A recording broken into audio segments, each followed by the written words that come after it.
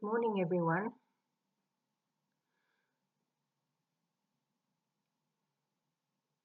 I started speaking about individuation last year, and I have since devised a course on it. And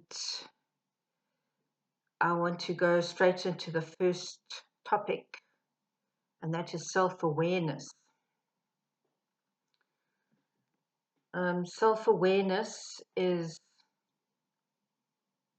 when you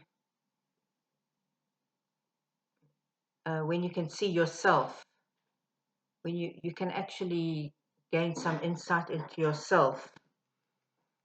It may not be what other people are seeing you as, but you need to be open to feedback from other people. And the concept which I use to illustrate that is something called Johari's Window, where there is a window with 4 panes, and the first pane is open, and that uh, that illustrates everything that people out there in the world see about you. When you walk out, they can see what you look like. They can notice things about you just from your external appearance. They may not necessarily know you. And that's what's open. And so we can, depending on who we are, we have different ways of assessing what we see about people, but we don't really know what they're like inside. So, uh, so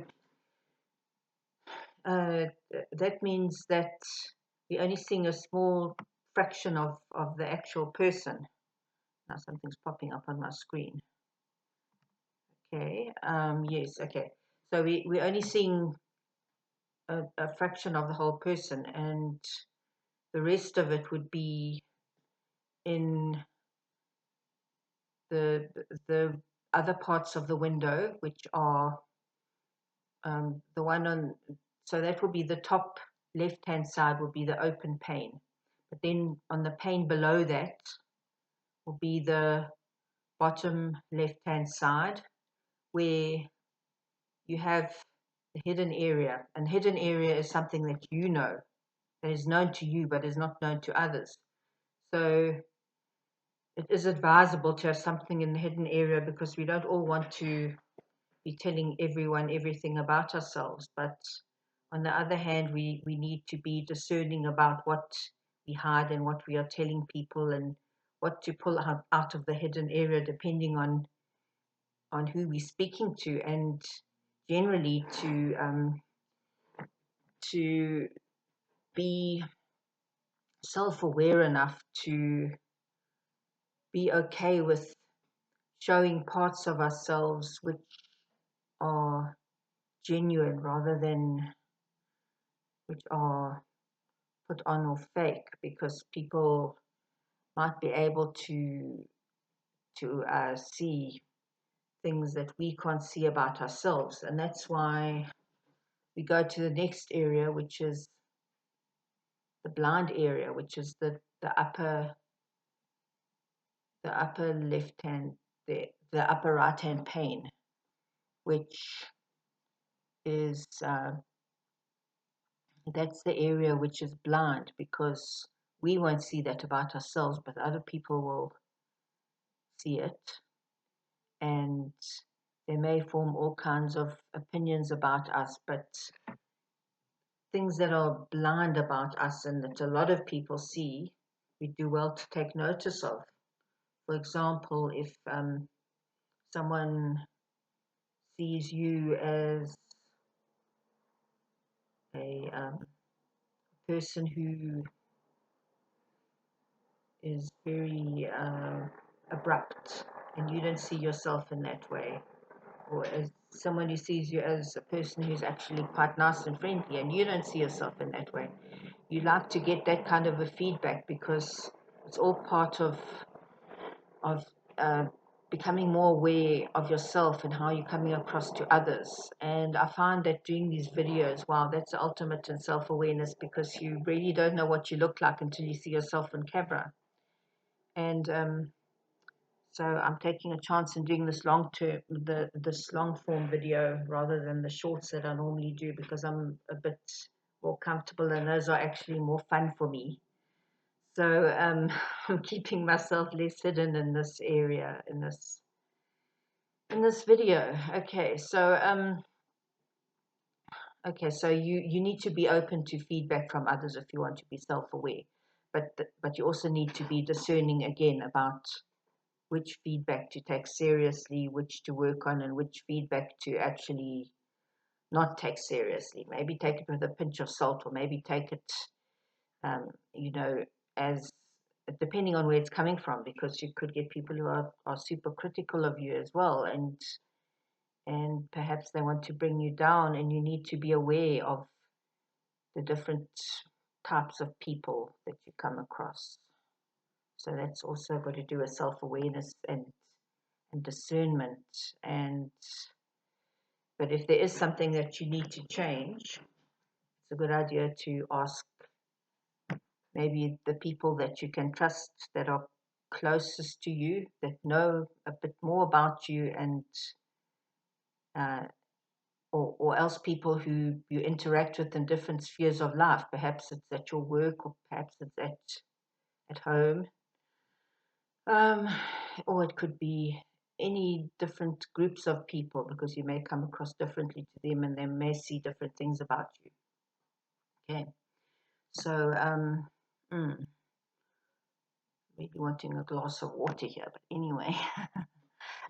So the next thing is the bottom pane on the right hand side will be the closed area, which, I mean, not closed, actually unknown,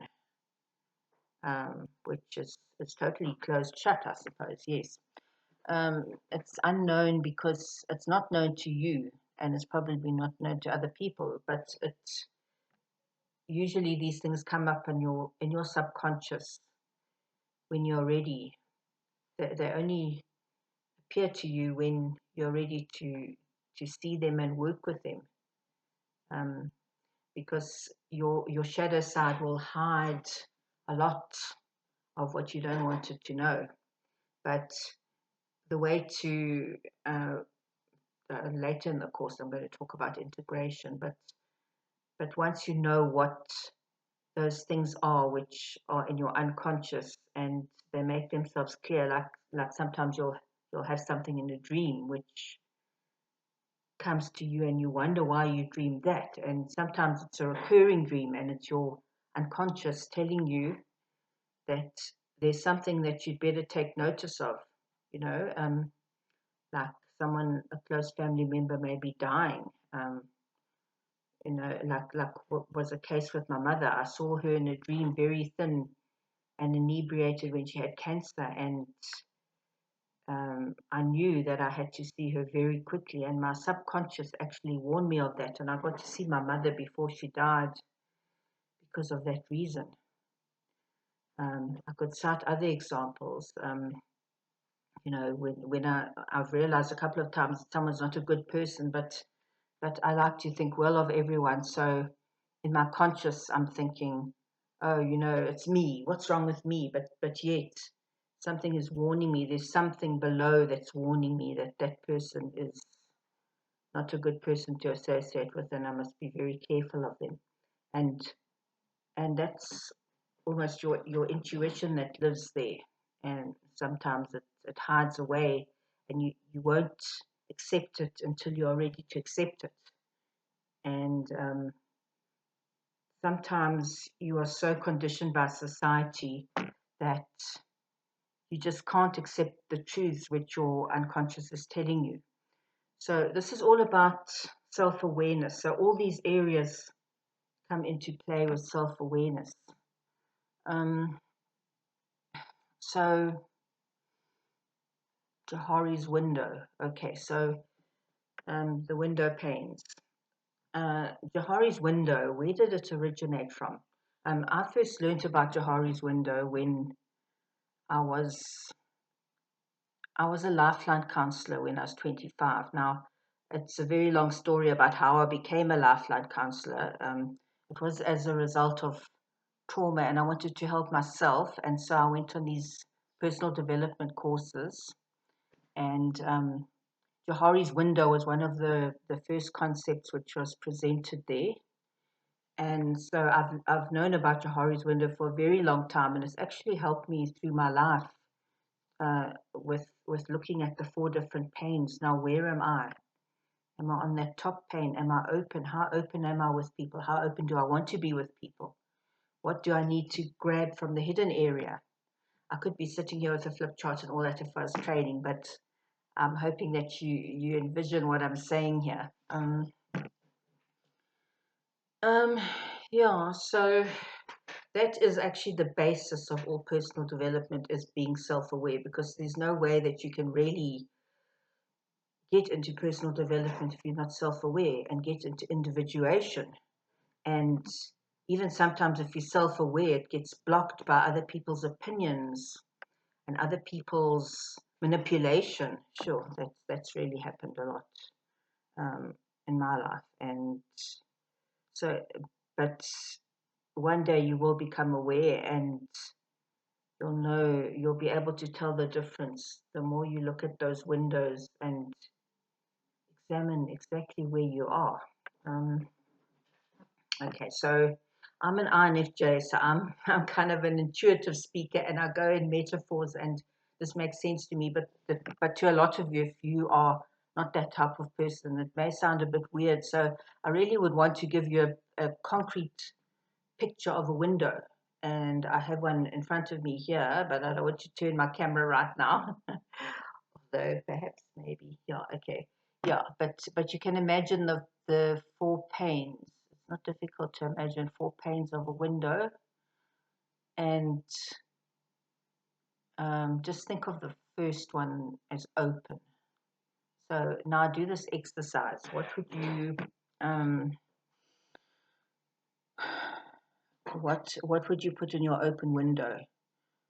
Just write what you would put in your open window. Now, okay, looking at this video, I can see a picture of myself, which is, this is the thing about video that I need to get used to, because it really is exposing. So it's the same thing if you're on Zoom, you kind of look at yourself on the Zoom, and this is so new to me. Um, okay, so when you open, that's what people are seeing. So you are seeing yourself basically if you're on Zoom or if you're on a camera like I am. So what do you see about yourself? Okay, I can see my hair. Okay, my eyes, my lips. The way that I'm speaking, the way that I'm presenting. Maybe I'm seeing some things maybe that I could improve about myself. Maybe if I'm looking at someone else who's open and out there, we all have a blanket judgment of someone, which is wrong, because it depends on what they're wearing, and it depends on how they're walking and their general attitude you can feel. And but we don't really know people until we know them, although sometimes the signs are there, like when I get into something like the Dark Triad and the Light Triad, which you may or may not have heard of, but that's another concept which I've studied in the past year. And the Dark Triad are the people who are narcissistic or psychopaths or sociopaths. They're quite dangerous people, in other words, and if you don't recognize signs that you can openly see about them, you don't know what signs to look out for, but you believing what you hear, and you believing the voices in your head that say, no, you mustn't judge people by their appearance or by how you feel about them. What you feel is wrong, maybe you're too sensitive, blah blah blah. Then you can be doing yourself a disfavor, because you could be in the presence of a very dangerous person. But what I've learned to see is their eyes. because eyes are actually the windows of the soul. So if you see someone with dark eyes that hardly blink, I mean, not particularly dark colored eyes, but their pupils actually dilate if they're getting that so-called supply. I think you should listen to Dr. Ramani and others who are experts on this topic, but because that's what I've been studying in the past year. But yes, you can actually see a lot about a person from their body language and from just by general impression.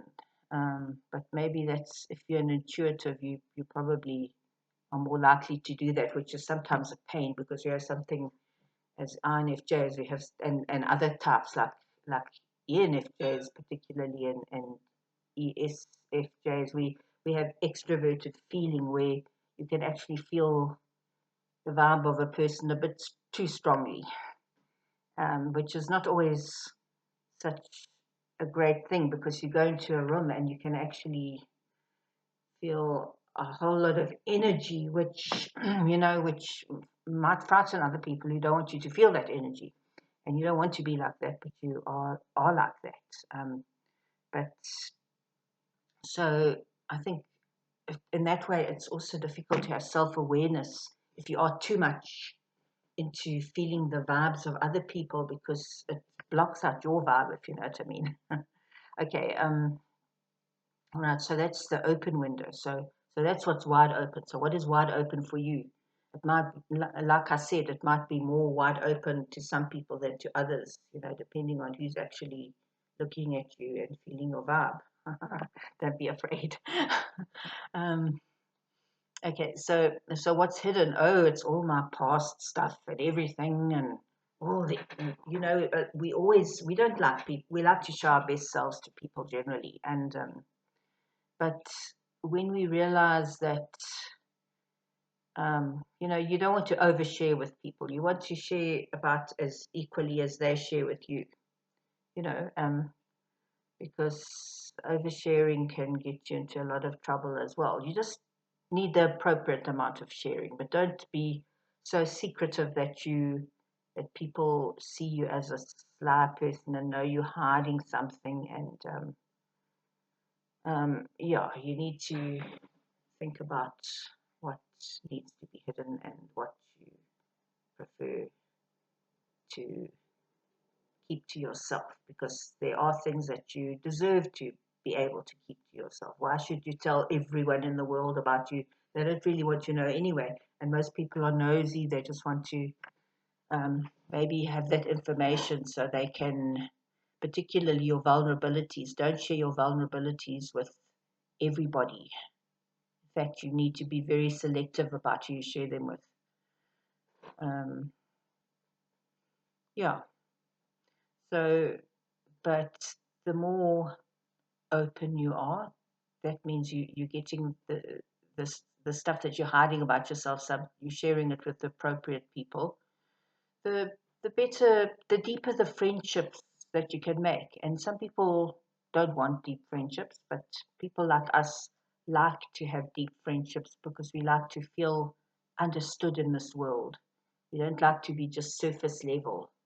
But some people don't mind that. So it depends on who you are, and what are you sharing, and the best thing is not to really be bothered too much about it. Just naturally, you'll know naturally whether you want to share or not, what you want to share if you're a genuine person. Okay.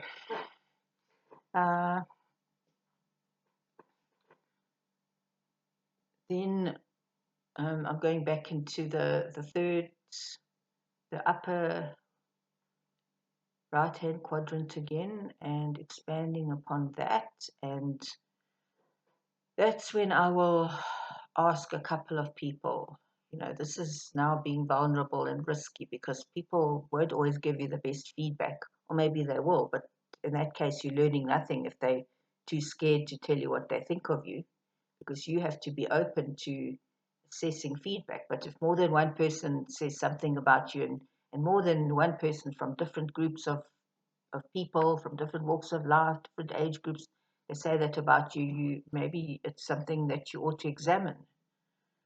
Um, and then you decide how important it is to you to change that, because we can't all force people to change. We all have our own growth to do. But self-awareness, yes, it goes a long way towards.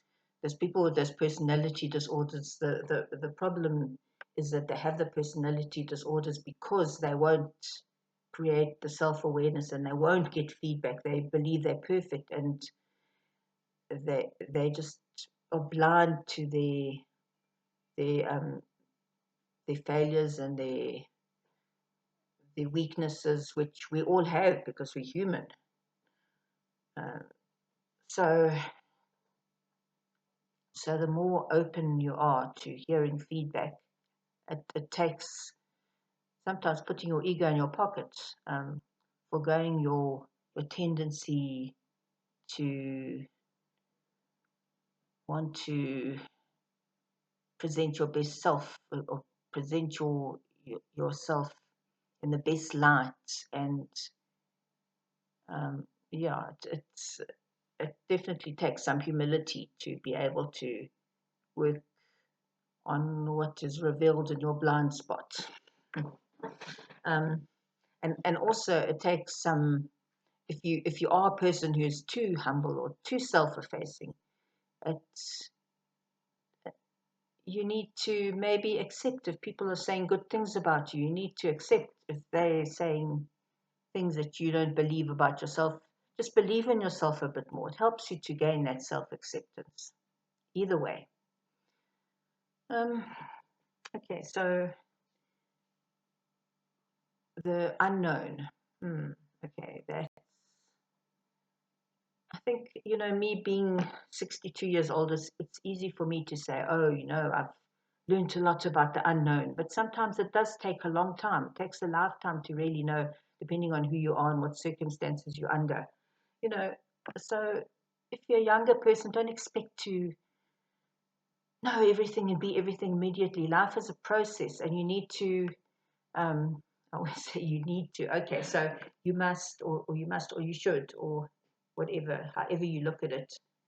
You must be happy. Okay, the main thing is to be happy where you're at, and to know that you're progressing, and to not want to be perfect, and to have a growth mindset rather than a closed, like a closed shut window that you never want to open. So okay, this is my first long form video, and long. So but there's just so much about Johari's window that is amazing. So I suggest that you look up the topic and maybe research it a bit further. And if you can apply that, you can do the rest of the personal development. You really can. Okay, so in the unknown, that might sound a bit creepy, like you don't really want to know anything you don't know, but life is more exciting when it's a journey and you're learning new things, not only about yourself, but about other people and about life, and about curious about learning about new things. That's when it's still exciting to be over 60 years old, because your curiosity never dies until you do. You just, as long as you are able to think and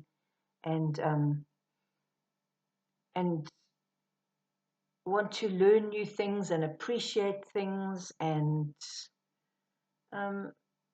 you just won't be in that state where you are comparing yourself with everyone else, and you think your life is over, and you become very negative about things. You won't be in that state if you keep on being curious about life, and you accept the challenges as they come. We all have challenges. And so the integration, I would think, when you also need to read up on Carl Jung's theories, because he's the one behind this whole individuation process, which is all the self-awareness ultimately should lead to. The way that I see his process is that it's lifelong.